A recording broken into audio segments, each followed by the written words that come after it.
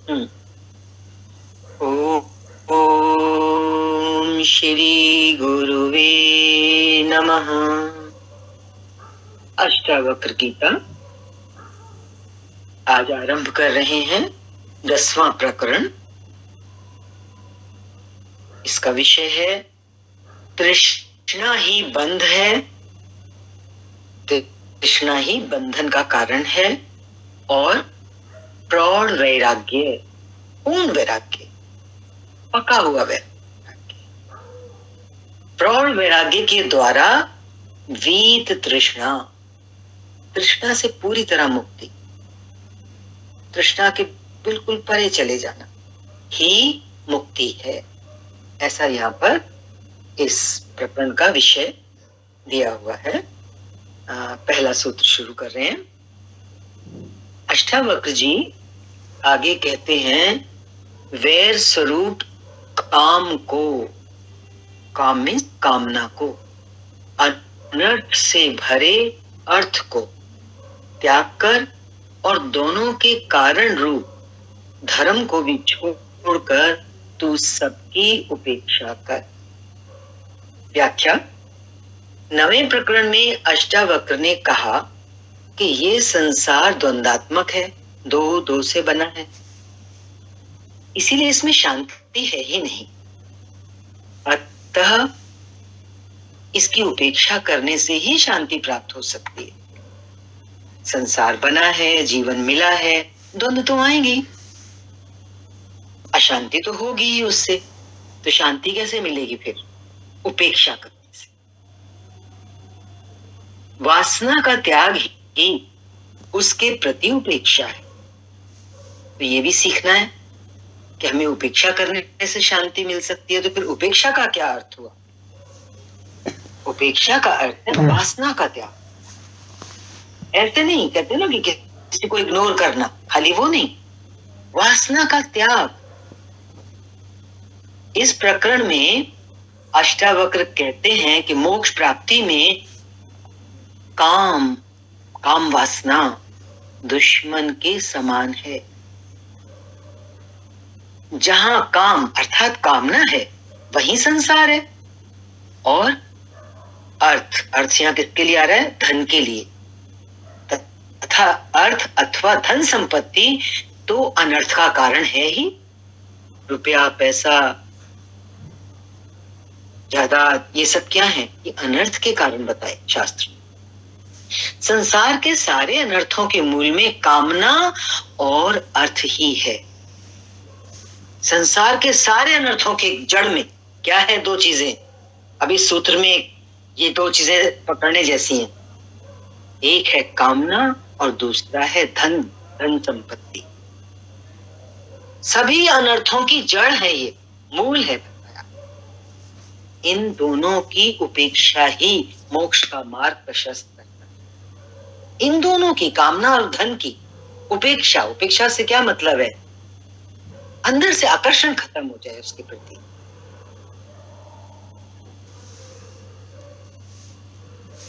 क्या बोला?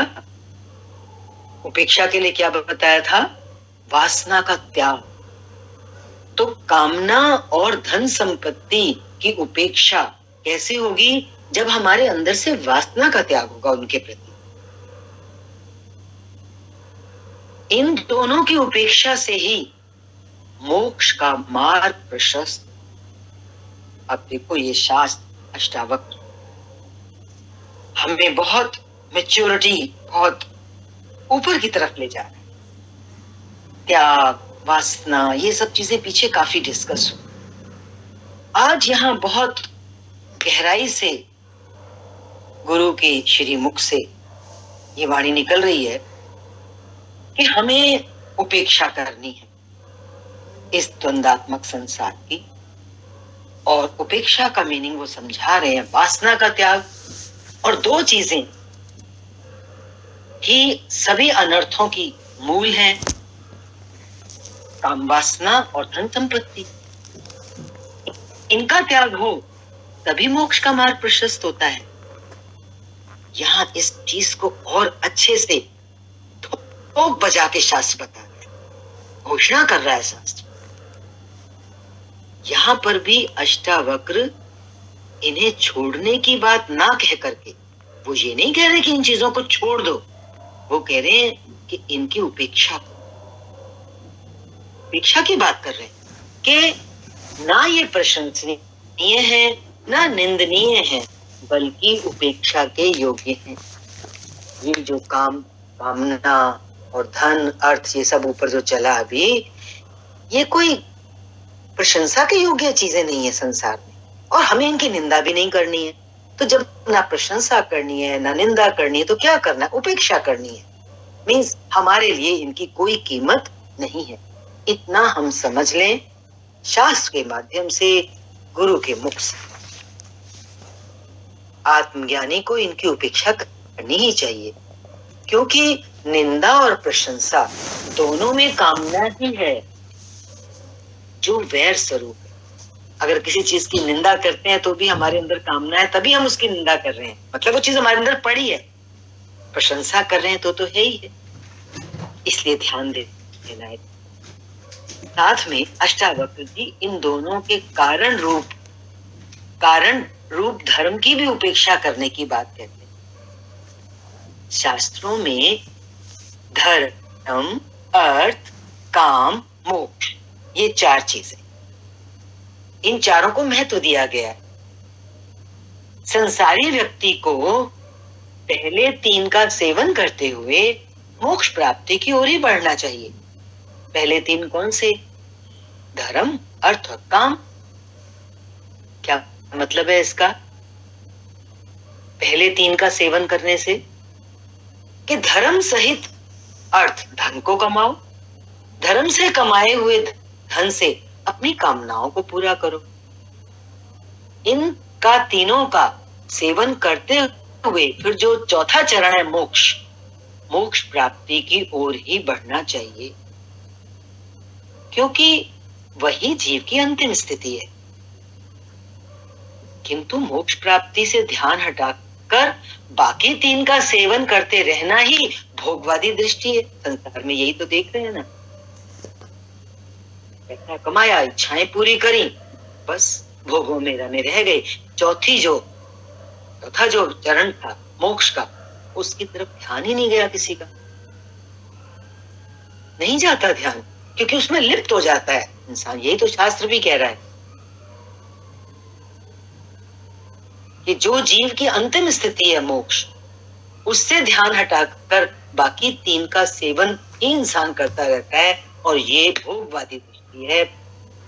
एवं मोक्ष का ध्यान रखकर इनका सेवन करना धर्म सम्मत माना गया। यदि हमारे सामने हमारा लक्ष्य मोक्ष है, तो बाकी 3 का सेवन करना धर्म सम्मत है, गलत नहीं है। धर्म, अर्थ, काम, मोक्ष, ये तीनों चरण। अष्टावक्र आत्मज्ञानी जनक को मोक्ष प्राप्ति के लिए काम और अर्थ के साथ ऐसे धर्म की भी उपेक्षा करने को कहते हैं। देखो, अष्टावक्र का ज्ञान तो और ऊपर का है ना, तो वो क्या कह रहे हैं यहाँ पर अपने शिष्य को? वो कह रहे तुझे मोक्ष चाहिए ना जनक, तो काम और अर्थ का तो त्याग करना ही करना है। वो कह रहे हैं ऐसे धर्म की भी उपेक्षा करने को कहते हैं, क्योंकि ऐसा धर्म भी धर्म नहीं है। जैसे ऊपर तो बताया ना कि ये 3 धर्म, अर्थ, काम, इनका सेवन करना धर्म सम्मत है, लेकिन अष्टावक्र जी मना कर रहे हैं। वो कह रहे इसकी उपेक्षा करो, ऐसे धर्म की उपेक्षा करो, क्योंकि ऐसा धर्म भी धर्म नहीं है। ये भी तो बंधन का कारण है। धर्म से, धार्मिक वृत्ति से पैसा कमाया, पैसा कमा के फिर इच्छाएं पूरी करी, तो ये क्या? ये तो बंधन का कारण तो बन ही जाएगा ना। और वो हम देख ही रहे हैं संसार में।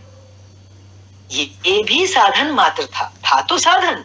जब शास्त्र ने बोला धर्म, अर्थ, काम, मोक्ष,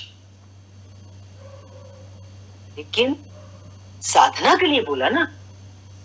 साधना बद्ध अगर इंसान है तो वो मोक्ष के द्वार में प्रवेश करेगा, वरना वो तीसरे द्वार में अटक के रह जाएगा।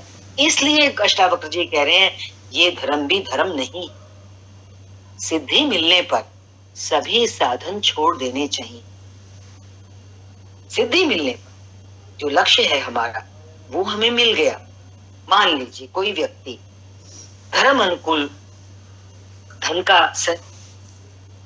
पैदा करता है, धन एकत्रित करता है, उसकी अपनी इच्छाएं पूरी करता है, और फिर वो मोक्ष की तरफ बढ़ चुका है, मान लीजिए आगे उसका कदम बढ़ गया है, मार्ग प्रशस्त है उसका, तो तब उसको फिर ये तीनों छोड़ देने चाहिए। इसका मीनिंग ये भी है, सिद्धि मिलने पर, मोक्ष की प्राप्ति होने पर, भीतर में वैराग्य जन्म ले तो फिर धर्म अर्थ काम मोक्ष को छोड़ देना ही ठीक, क्योंकि वो साधन मात्र है। ये पहले 3 साधन है, मोक्ष साधन है, साध्य है, मोक्ष साध्य है, तो साध्य मिलने पर इन तीनों को छोड़ देना उपयोगी रहेगा, नहीं तो वो बंधन का कारण बन सकता। इसलिए बोला सिद्धि मिलने पर सभी साधन छोड़ देने चाहिए, तभी होती है परम स्वतंत्रता। कौन सी स्वतंत्रता? परम मुक्ति, जिसके लिए साधक चला था, उसको अंत में जाके सब कुछ छोड़ देना ही उसके हित में है।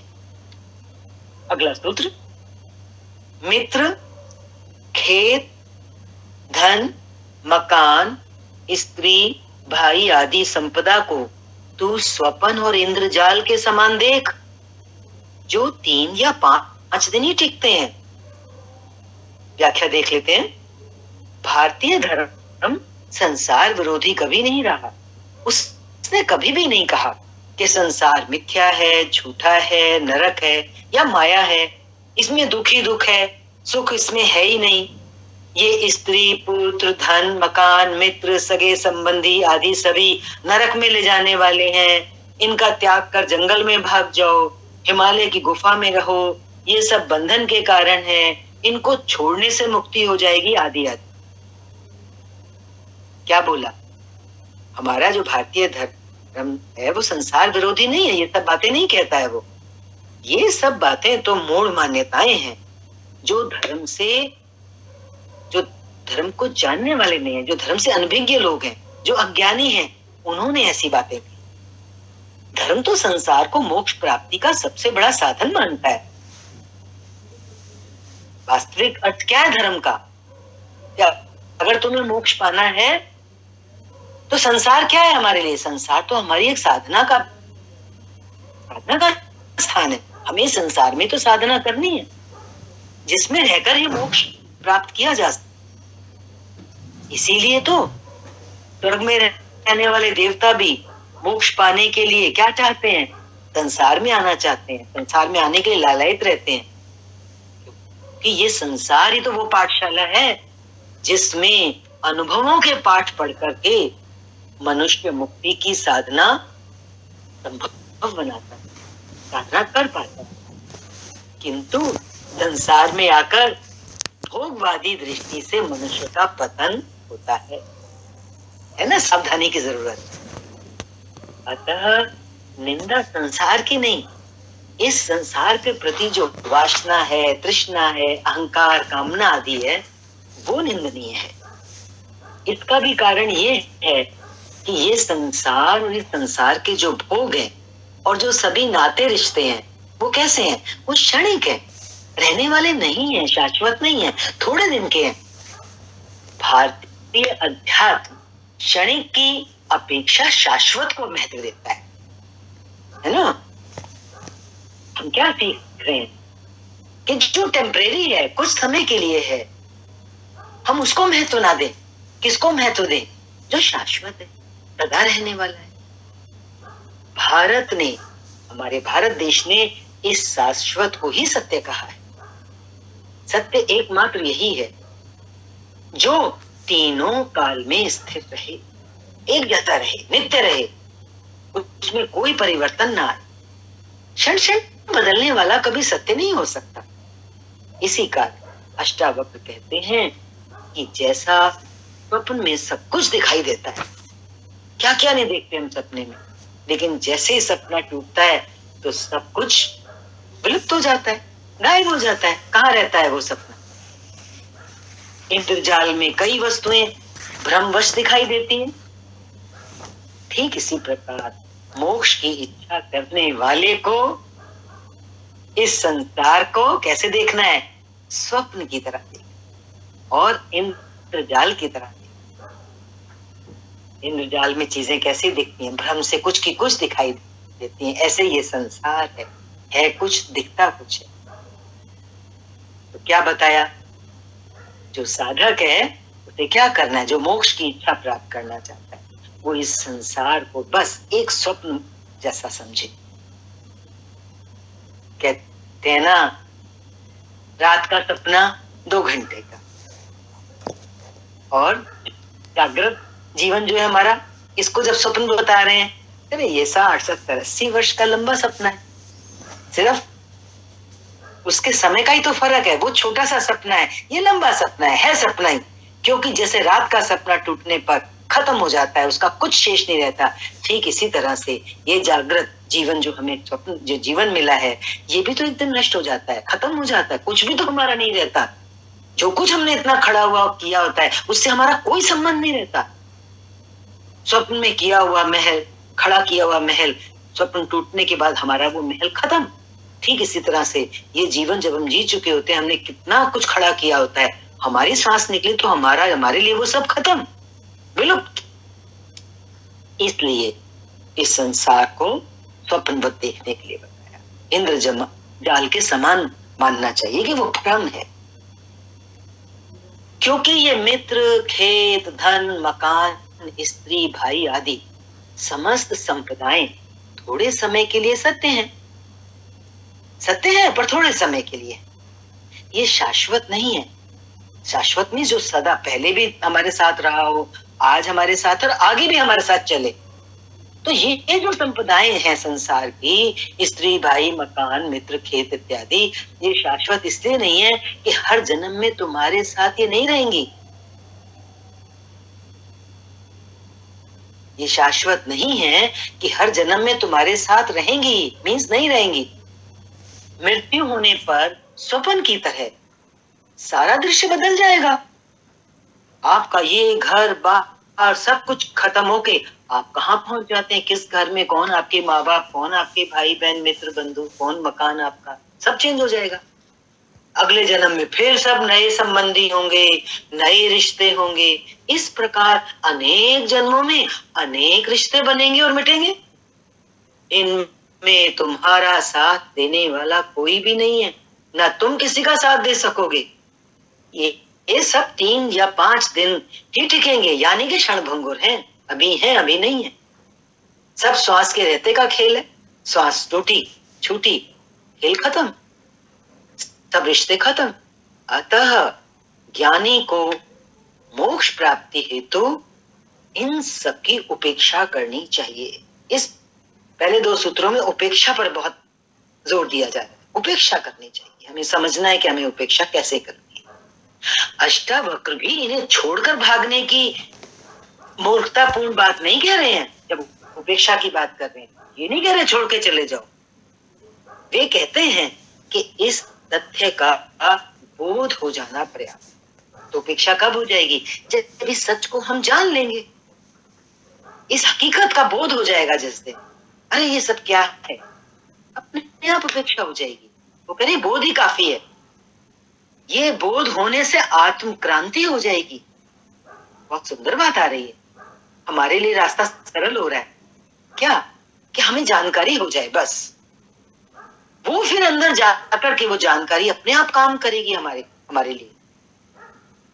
बिना जानकारी के, बिना बोध के अगर हमने संसार छोड़ा, वो तो बहुत ही गलत हो जाए।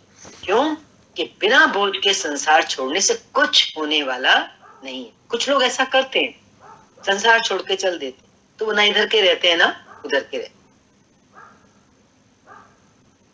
ना बोध के संसार छोड़ने से कुछ नहीं होगा। अष्टावक्र जी का सारा उपदेश बोध का ही है, ज्ञान का ही।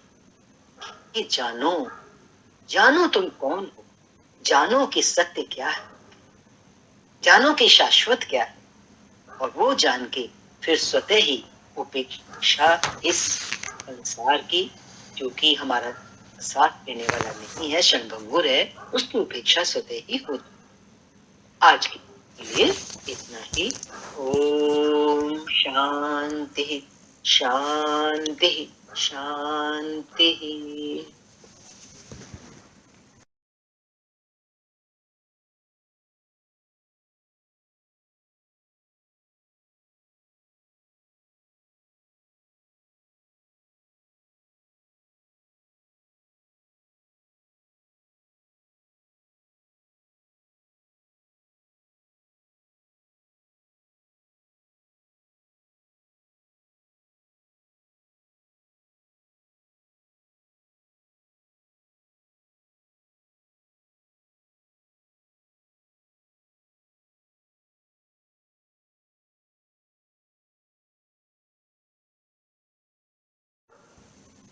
अगला श्लोक, जहां जहां तृष्णा हो वहां वहां ही संसार जान लो। जहां तृष्णा है वहीं संसार है, क्योंकि संसार से बचाव करना है ना, अपना उपेक्षा करनी है। प्रौढ़ वैराग्य को आश्रय करते। अब देखो वैराग्य में एक शब्द आ रहा है, प्रौढ़, पूरा पका हुआ वैराग्य, कच्चा पक्का नहीं। प्रौढ़ वैराग्य को आश्रय कर, प्रौढ़ वैराग्य का आश्रय लेके, सहारा लेके, उसको आधार बना के वीत तृष्णा होकर, तृष्णाओं के परे जाकर सुखी हो। सुखी होने का राज बता रहे हैं। आप व्याख्या देख रहे हैं। अष्टावक्र कहते हैं कि मनुष्य अपना संसार स्वयं बनाता है।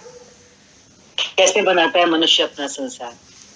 मनुष्य की तृष्णा ही तो उसका संसार है। तृष्णा उठी, कार्य में, कर्म में प्रवृत्त हुआ, भाग दौड़ हुई, फिर वो जाल बढ़ता चला, वही उसका संसार का विस्तारण। मनुष्य की तृष्णा ही उसका संसार है। परमात्मा ने मनुष्य को बहुत कुछ दिया है। आत्मा और शरीर जैसी बहुमूल्य वस्तु उसे दी है, किंतु इस आत्मा की उसको क्योंकि जानकारी नहीं है, इसलिए वो भिखारी की तरह संसारी विषयों की चाह करता है और फिर उनको पाने के लिए अंधी दौड़ में पड़ जाता है। और वो जब अंधी दौड़ में दौड़ता है, उसका परिणाम क्या होता है? वो निरंतर दुखी रहता है और प्राप्त पदार्थों से अधिक प्राप्त करने की इच्छा करता है। जब वो दौड़ धूप करता है तो उसको पदार्थ प्राप्त होते हैं। जितने जितने प्राप्त होते जाते हैं उतनी उतनी उसकी तृष्णा पे बात आ रही ना, उसकी और प्राप्त करने की इच्छा बढ़ती जाए और दौड़ धूप करता है। तृष्णा क्योंकि कभी शांत नहीं होती है, इससे वह संसार में सुख दुखों का अनुभव करता है। अष्टावक्र कहते हैं कि जहां जहां तृष्णा है वहां वहां ही संसार जान। देखो शास्त्र में कहीं कहीं ऐसा सूत्र आता है कि खाली उस एक छोटे से वचन को भी अगर हम अंदर धारण कर लें तो हम बहुत सुजागी से चल सकते हैं। क्या कह दिया? संसार की पहचान बता दी। हम संसार को क्या समझ के बैठे हैं? मूल है तृष्णा, संसार का मूल है तृष्णा। तो जैसे जैसे तृष्णा अंदर में जन्म ले, हम जाग जाएं कि ये तो जाल फैलाने जैसा है। एक तृष्णा के पीछे जाएंगे, वो पूरी होगी तो फिर और की तृष्णा जाएगी, नहीं पूरी होगी तो हम दुखी होंगे। दुख सुख का कारण, संसार का कारण तृष्णा। यदि मनुष्य की तृष्णा शांत हो जाए, यदि उसे जितना प्राप्त है उसी में संतुष्ट हो जाए, तो वह सुखी हो सकता है। अब ये जो संतुष्ट होने वाली बात आई, आदमी संतुष्ट कब होता है? जब उसे परम धन मिल जाए। अध्यात्म का रास्ता ऐसा है कि ये नहीं कि संसार का धन जो हमें मिला है हम उसमें संतुष्ट हो जाएं, तो मन थोड़ा कुछ दुख दिखाएगा, क्या जी मैं संतुष्ट हो जाऊं जो मुझे मिला? ऐसी बात नहीं है। परमात्मा का जो परम धन है, उसके प्रेम का जो परम धन है, साधना करते करते जब उस धर्म की उपलब्धि बढ़ती जाती है, तब अपने आप ही ये जो तृष्णा है संसार की, जिसकी वजह से मनुष्य असंतुष्ट रहता है, उसका वो असंतोष संतोष में परिवर्तित होता चला जाता है।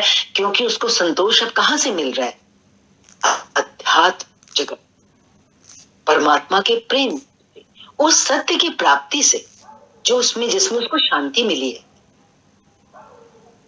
इसी को जैसे कह रहे हैं ना कि अगर मनुष्य जितना उसे मिला है, क्या मिला है? परम धन जो मिला है, इसमें संतुष्ट होना है। कभी कभी इसमें भी तो हम असंतुष्ट हो जाते हैं, अरे इतना सुना, इतनी साधना करी, कुछ मिला नहीं, जो मिला उसमें संतुष्ट हो जाओ और आगे बढ़ो।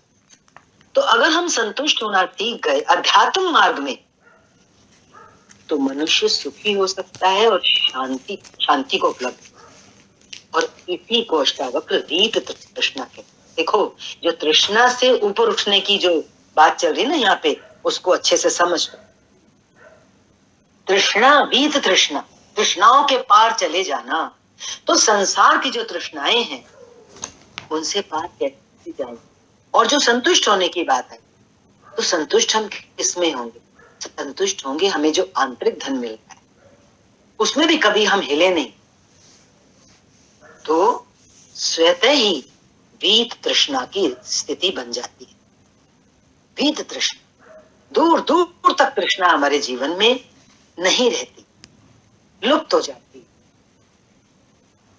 इस वीत तृष्णा की उपलब्धि प्रौढ़ वैराग्य को आश्रय करके स्थित होने को कहते हैं। इस वीत तृष्णा की उपलब्धि प्रौढ़ वैराग्य को आश्रय, आश्रय किसका लेना है? वैराग्य का। कैसा वैराग्य? प्रौढ़ वैराग्य, पका हुआ वैराग्य। अब वो साधक हिलेगा नहीं। अब एक बार उसे वैराग्य हो गया संसार से, वैराग्य में उसने समझ लिया सब फीकी है चीज, सब टेम्परेरी, कुछ देने वाली नहीं है, कुछ साथ चलने वाला नहीं है। ये जब पक जाए अंदर में, ये स्थिति जब मजबूत हो जाए, प्रौढ़ हो जाए, तब वीत तृष्णा की जो उपलब्धि है उसमें स्थित होने को, वैराग्य के साथ स्थित होने को कह रहे हैं। जिस